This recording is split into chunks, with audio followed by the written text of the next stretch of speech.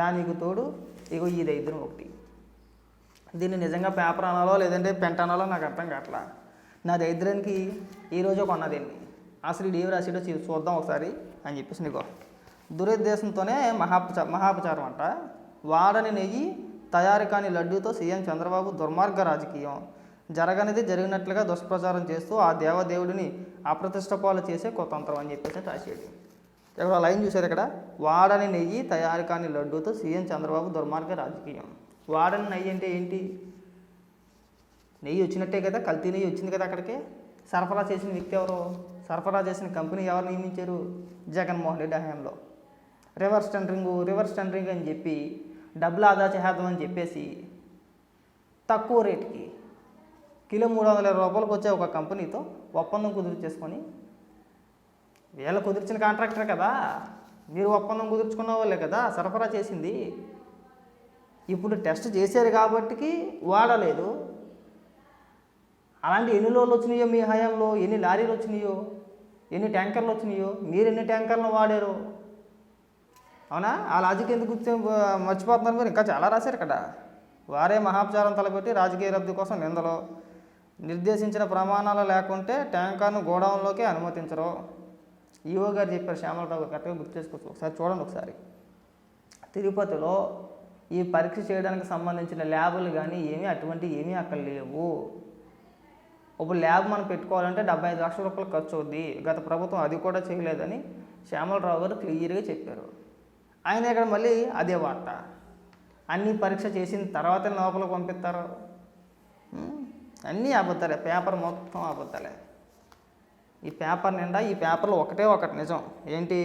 ఇగో ఈ డేటు ఆదివారం ఉంది కదా, ఆదివారం 22/9/2024. ఇది ఒకటి నిజం. ఇటుపక్క వైఎస్ రాజశేఖర రెడ్డి బొమ్మ ఉంది కదా, ఈ బొమ్మ కూడా నిజమే. మిగతా అంతా సొల్లి, ప్రతిదీ కూడా ఒక్కటి కాదు చాలా రాశారు. ఇగో ఆ 4 ట్యాంకర్ నెయ్యి అస్సలు వాడలేదు. ఒప్పుకున్న టీటీడీ ఈవో శ్యామలరావు. అన్నీ అబద్ధాలే, ఒకటి కాదు రెండు కాదు. అబద్ధాల భజన. ఇక్కడ చూడు, అతిపెద్ద భజన అంటే ఇది. ఈ లాస్ట్ కనబడుతుంది చూడండి ఇక్కడ. జగన్ పాలనలో జిఎస్డిపి పరుగులట్ట.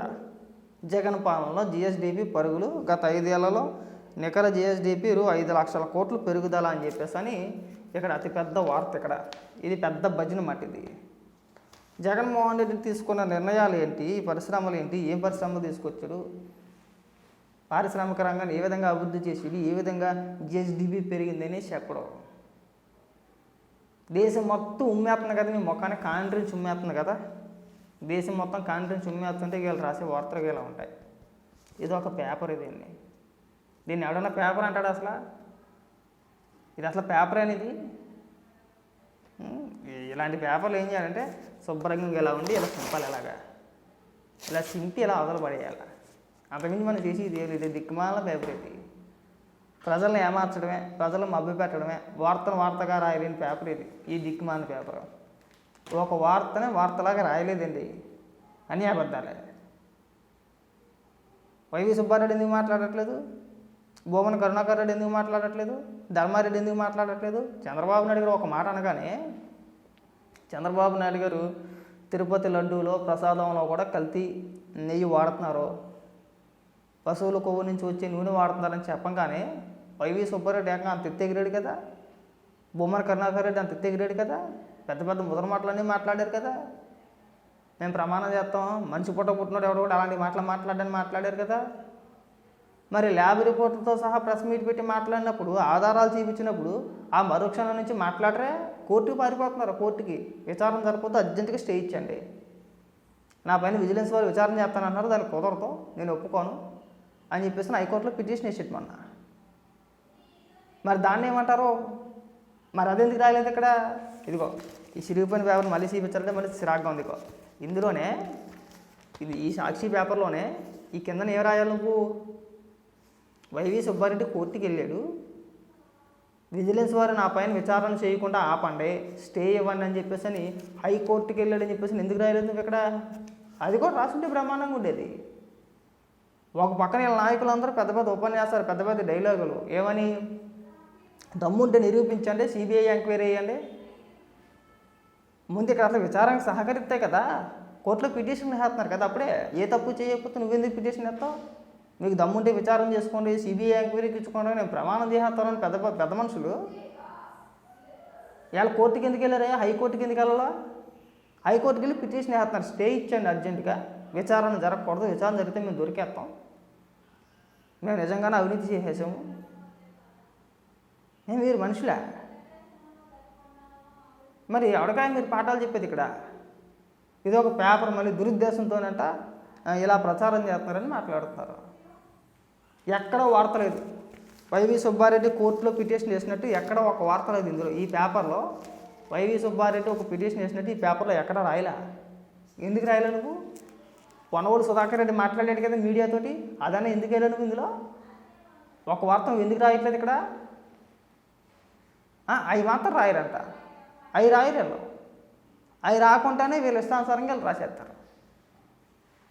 జగన్మోహన్ రెడ్డి తానంతట తానే ఈ ఘోరానికి, ఈ పనికిమాల పనికి పాల్పడి తనంతట తానే రాజకీయ సమాధి చేసుకున్నాడు. ఎవరికి తెలియదు అనుకున్నాడు. జగన్మోహన్ రెడ్డి ఏమనుకున్నాడంటే, నాకు 151 సీట్లు వచ్చినాయి, ఈసారి ఒక 10, 20 పోయినా సరే మళ్ళీ నేనే అధికారంలోకి వస్తాను, సో టెన్షన్ లేదు, మీరు ఎంత అవినీతన్నా చేసేయండి, ఎన్ని దుర్మార్గాలన్నా చేసేయండి, ఒక 10-15 ఏళ్ళు మనమే ఉంటాం, రెండో టర్మ్ మనం అధికారంలోకి వచ్చాయంటే తెలుగుదేశం పార్టీని, జనసేన పార్టీని పూర్తిగా తుడిచేయచ్చు, ఎవరు ఉండరు, సో ఒక 30 ఏళ్ళ కాలం పాటు మనకు తిరిగిలేదు, ఆ తర్వాత సంగతి తర్వాత చూద్దాం, మీ ఇష్టం వచ్చినట్టు రెచ్చిపోండి అని చెప్పి ఆదేశాలు ఇచ్చేసాడు. దాంతోనే రెచ్చిపోయారు వీళ్ళంతా కూడా. వాళ్ళు ఎవరు ఎక్స్పెక్ట్ చేయలే, ఘోరంగా 11 స్థానాలకు పరిమితం అయిపోతామని చెప్పేసి అని జగన్మోహన్ రెడ్డి ఎక్స్పెక్ట్ చేయలేదు, వైసీపీ నాయకులు అనుకోలేదు. వాళ్ళు అనుకోకే ఇంత ఘోరానికి దిగజారిపోయారు వీళ్ళు. ఇలా భయం ఉందనుకో, ప్రజాస్వామ్యంలో ఏదైనా జరగవచ్చు, అధికారం ఎప్పుడు శాశ్వతం కాదు, ప్రభుత్వాలు మారుతూ ఉంటాయి, మన ప్రభుత్వం మన పరిపాలన నచ్చకపోతే మనకు ఓటేయరు అని మనం తెలుసుకోవాలా, తెలుసుకోలేదు వాళ్ళు. ఇవాళ దొరికేసిన తర్వాత నేను అక్కడ ప్రమాణం చేస్తా, నేను ఇక్కడ ప్రమాణం చేస్తా, డాండూన్ డకారం అంటే ఎవడో నమ్మేది మిమ్మల్ని అసలు. జగన్మోహన్ రెడ్డి వచ్చి నామకే వాస్తు ఏడు ముఖం పెట్టుకుని మాట్లాడి వెళ్ళిపోయాడు. నేను అటు నుంచి దేవుడిని అడ్డం పెట్టుకుని రాజకీయం చేస్తున్నారు, దేవుడిని అడ్డం పెట్టుకుని రాజకీయం చేస్తున్నారు. అదే దేవుడిని అడ్డం పెట్టుకుని రాజకీయం చేసిన వ్యక్తే జగన్మోహన్ రెడ్డి. పైగా ఇక్కడికి వచ్చి మీరు అందరికీ నీతి చెప్పడమే, అందరికీ పాఠాలు చెప్పడమే. జగన్మోహన్ రెడ్డి అలాంటి వ్యక్తి కాదు, ఎవడికి కాదు. దీన్ని ఎవడన్నా పేపర్ అంటాడండి, దీన్ని ఎవడన్నా పేపర్ అంటాడా? ఫ్రీగా అంటించిపోతున్నారు దుకాణాల దగ్గర, టీ బడ్డీల దగ్గరే గట్ట ఫ్రీగా అంటించేసిపోతున్నారు, ఈ పేపర్లని ఫ్రీగా అంటించిపోతున్నారు. మనం చూసాం కదా విజయవాడలో వరదలు వచ్చినప్పుడు ఫ్రీగా అంటించేస్తున్నారండి. బడ్డీ కొట్లకి మెయిన్ పేపర్ ఏదైతే ఉందో మెయిన్ పేపర్ని ఫ్రీగా అంటించేస్తున్నారు సాక్షిని. పైకి వీళ్ళు కూడా వచ్చి పాఠాలు చెప్పాడు ఇక్కడ. పనికిమాలి ఏదో వీళ్ళకి జన్మకు బుద్ధి జ్ఞానం అనేది రాదు. ఇంకా ఏమి తిట్టినా అంతే.